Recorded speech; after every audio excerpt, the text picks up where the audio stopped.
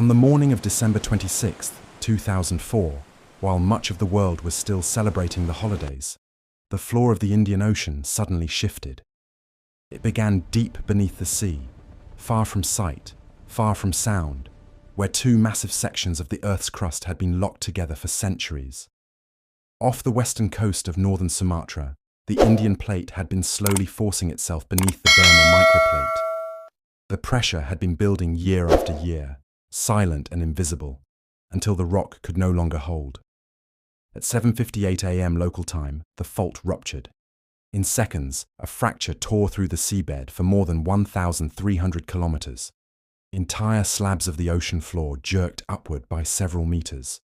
The movement released energy equal to thousands of nuclear bombs. It was one of the most powerful earthquakes ever recorded in human history.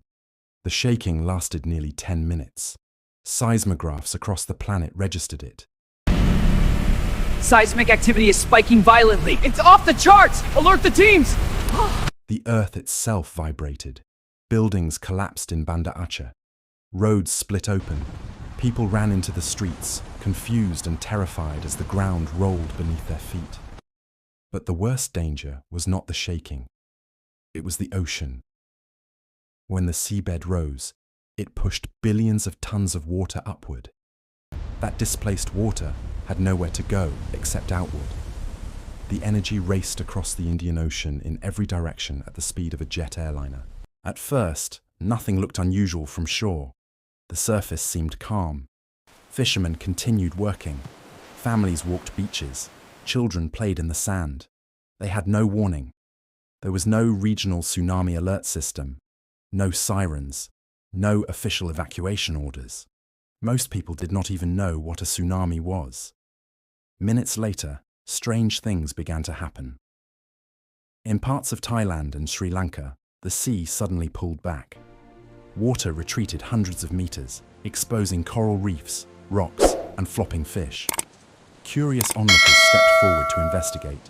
Some collected shells, others filmed with cameras. They did not understand that the disappearing water was the ocean drawing breath before impact. Then the horizon changed. A dark line appeared far offshore. It grew larger, taller, louder. Within moments, the line became a wall. Not a normal wave, but a moving surge of water, debris, and force that did not curl or break like surf. It simply advanced, unstoppable, swallowing everything in its path. The first wave struck northern Sumatra within 15 to 20 minutes of the earthquake. Banda Aceh was hit almost immediately. Entire neighborhoods vanished. Wooden homes shattered like matchsticks. Concrete buildings collapsed under the pressure. Cars, boats, and trees were thrown through the streets like toys. People were lifted off their feet and carried away in seconds. Those who tried to run found the water faster than they were. Some climbed onto rooftops. Others clung to palm trees or floating debris. Many simply disappeared beneath the surge. The water did not arrive as a single wave. It came in multiple surges, each one pushing farther inland. In some places, the water reached nearly 4 kilometers from the shoreline. Entire communities were erased. Hospitals, schools, mosques, and markets were flattened. Families were separated instantly. Parents lost children. Children lost parents. Communication failed. Roads were gone. Power lines snapped. What had been a city hours earlier became mud and wreckage. From Indonesia, the tsunami continued outward across the ocean. Within 2 hours, it reached Thailand. Tourist beaches that had been filled with vacationers were struck without warning. Hotels collapsed. Fishing villages were destroyed. People ran through resorts, screaming as the water rushed in between buildings. Surveillance cameras later showed the moment the water entered streets like a fast-moving river, sweeping away everything. In Sri Lanka, the waves struck both the eastern and southern coasts almost simultaneously. A crowded passenger train near Paralia was caught directly in the path. The surge lifted the train from the tracks and overturned it. More than 1,000 passengers drowned inside the carriages. It became one of the deadliest rail disasters in history. Along the coastline, fishing boats smashed into homes. Entire villages were torn apart. Survivors described clinging to trees for hours while watching neighbors vanish in the current. India's eastern coast was next. In Tamil Nadu and the Andaman and Nicobar Islands, walls of water poured inland. Fishing communities suffered catastrophic losses. Thousands who lived close to the shore had no time to escape. By the time the waves reached the Maldives, the country's low elevation offered little protection. Many islands were completely submerged. Airports flooded. Fresh water supplies were contaminated with salt. Even Africa was not spared. 7 hours after the earthquake, tsunami waves struck Somalia, Kenya, and Tanzania, thousands of kilometers away. Boats were destroyed. Coastal towns flooded. The energy had crossed an entire ocean basin. The scale of destruction became clear only when the water receded. Cities were unrecognizable. Bodies lay tangled in debris. Trees were stripped bare. Boats rested on rooftops. Cars were wrapped around buildings.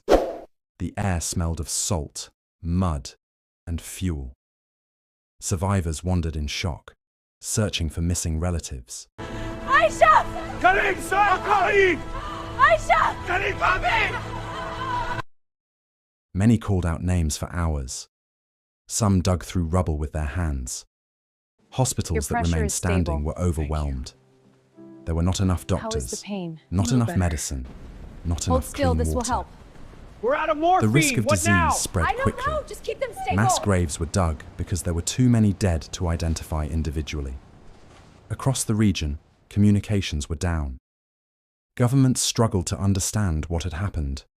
Entire districts had gone silent. Helicopters sent for reconnaissance saw only flattened land where towns should have been. International aid began arriving within days. Cargo planes brought food, tents, and medical supplies. Naval ships delivered fresh water and field hospitals.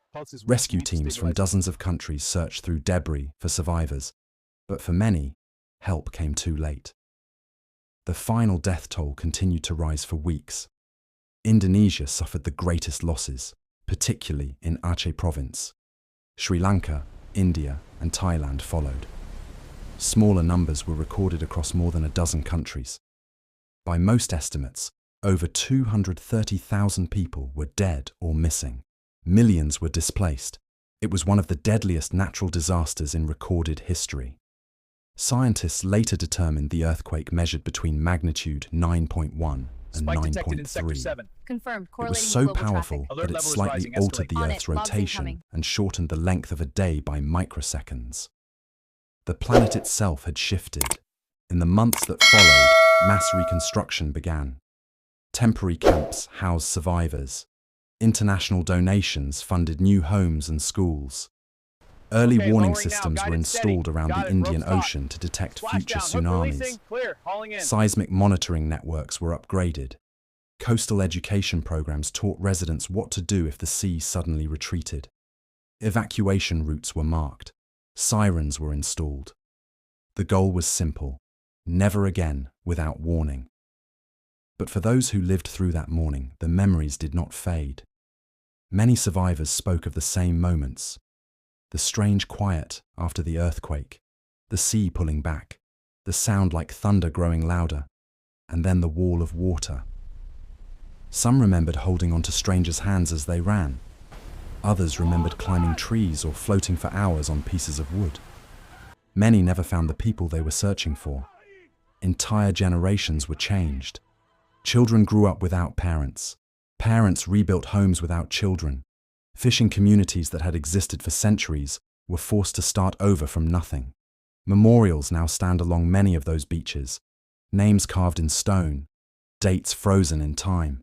They mark the morning when the ocean rose without warning and reshaped the lives of millions. What began as a rupture deep beneath the sea became a chain reaction that crossed continents, ignoring borders and languages. It struck rich resorts and poor villages alike. It did not choose. It simply moved with physics and gravity, indifferent to who stood in its path. The disaster revealed both vulnerability and resilience, how quickly nature can overwhelm human structures, and how communities can rebuild afterward. But the facts remain stark. A single earthquake, a series of waves, entire coastlines erased in hours. and more than 200,000 lives gone before the day was over. Even now, the Indian Ocean looks calm again. Tourists walk beaches, fishermen set out at dawn, children play near the water. Yet beneath the surface, the same tectonic plates continue to press against one another, slowly, silently, building pressure once more, just as they did before that December morning. The ocean gives no reminders, only history does.